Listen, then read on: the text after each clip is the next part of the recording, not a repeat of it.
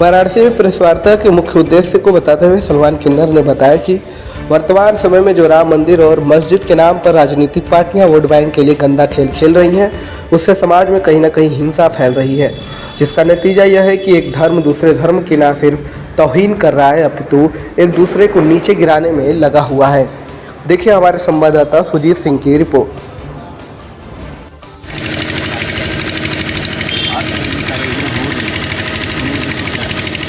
इसका मूल उद्देश्य यही है, भारत को सोने की चिड़िया कहा जाता है।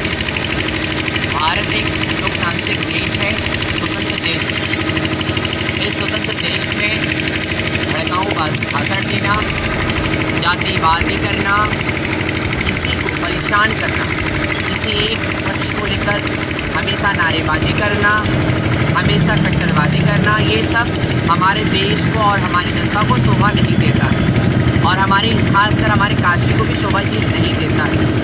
और रही ये बात कि जो फिलहाल भी गवर्नमेंट है, गवर्नमेंट को सब इस पर नज़र बनानी चाहिए और गवर्नमेंट को इस पर ध्यान देना चाहिए। गवर्नमेंट खुद ही इस तरीके की जातिवाद के भड़काऊ भाषण वो सदन से दे रही है और उनके कार्यकर्ताएं भड़काऊ भाषण दे रहे हैं।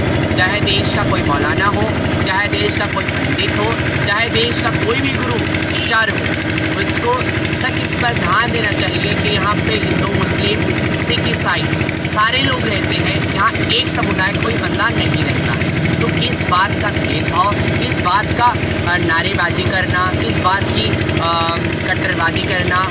ये देश संविधान का देश है। संविधान के हिसाब से शासन को चलना चाहिए, संविधान के हिसाब से गुरु मौलानाओं को चलना चाहिए।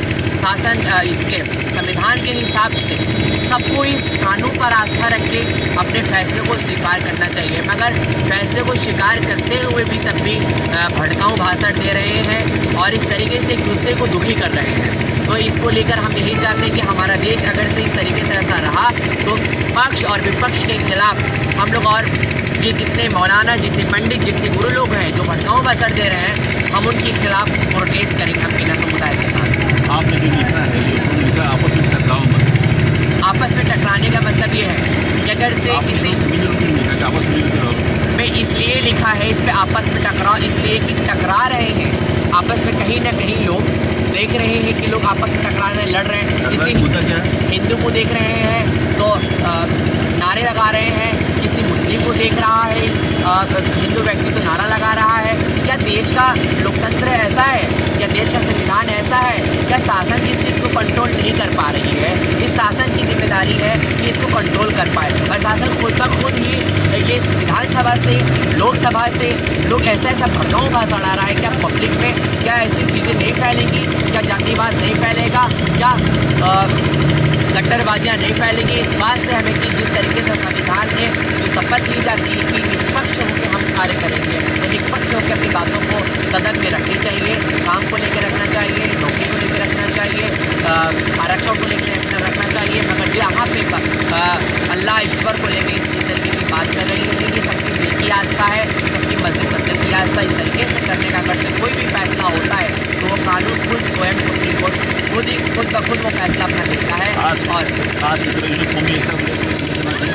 देखिए, हम एक पक्ष कोई भी नहीं, हम निष्पक्ष हैं, हम किसी के पक्ष में नहीं। या हम हिंदू के पक्ष में क्या बोल के क्या करेंगे, मुस्लिम के पक्ष में बोल के क्या करेंगे? नहीं, हमें इस देश की शांति व्यवस्था चाहिए।